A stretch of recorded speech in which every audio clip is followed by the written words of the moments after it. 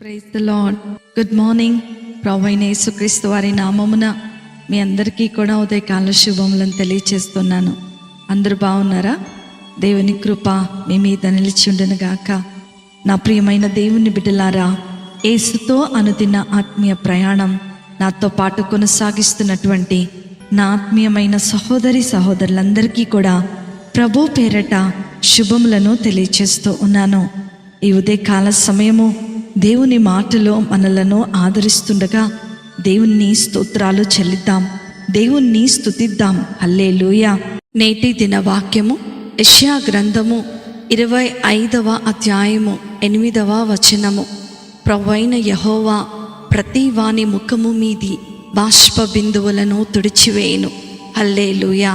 నా ప్రియమైనటువంటి దేవుని బిడ్డలారా, ఈ ఉదయకాల సమయంలో ప్రభు ఎంత అద్భుతమైనటువంటి మాటలు మనకు తెలియచేస్తూ ఉన్నాడో. మన జీవితంలో ఉన్నటువంటి ఎలాంటి సమస్య అయినా సరే మన నుండి తీసివేసి మన బాధను, మన చింతను, మన కన్నీటిని, మన దుఃఖాన్ని ఆయన సంతోషముగా మార్చివేయబోతున్నందుకై దేవునికే మహిమ కలుగునుగాక.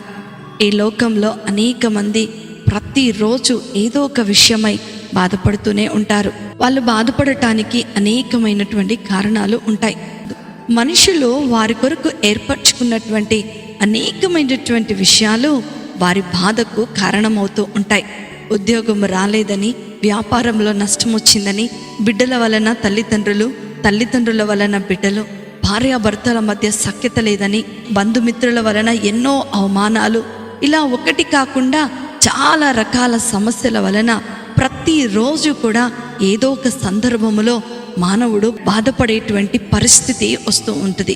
కొంతమంది ప్రతి దినము కూడా దుఃఖపడుతూనే ఉంటారు.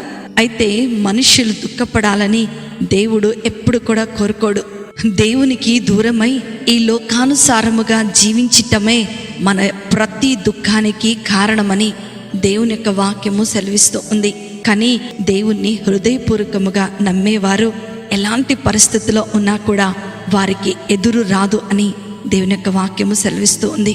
ఒకవేళ వారు కన్నీరు కార్చాల్సిన పరిస్థితి ఎదురైనప్పుడు దేవుణ్ణి బట్టి ఎంతో ధైర్యముగా ఉంటారు. ఒక్కోసారి దేవుడు మనకు పెట్టే పరీక్షలను ఎదుర్కొనేటప్పుడు కూడా మనము కన్నీరు కార్చాల్సిన పరిస్థితి వస్తూ ఉంటుంది. దేవుని బిడ్డలు కూడా చాలా సందర్భాలలో దుఃఖపడాల్సిన పరిస్థితులు వస్తూ ఉంటాయి. వారి విషయంలో కాకపోయినా దేవుని నిమిత్తమో లేకపోతే ఇతరుల వలన హింసను బట్టి వారి హృదయంలోని వేదన కన్నీటి రూపంలో బయటకు వస్తూ ఉంటుంది. అయితే దేవుడు వారి ప్రతి కన్నీటిని తుడవటానికి ఎప్పుడు సిద్ధంగానే ఉంటాడు. అందుకనే మత్తయి సువార్త 5వ అధ్యాయము 2వ వచనంలో మనం చూస్తే, దుఃఖపడువారు ధన్యులు, వారు ఓదార్చబడుదురు. హల్లెలూయా. మనము దేవుని బిడ్డలుగా జీవిస్తే దేవుడే మన కన్నీటిని తుడిచి మనలను ఓదారుస్తాడు.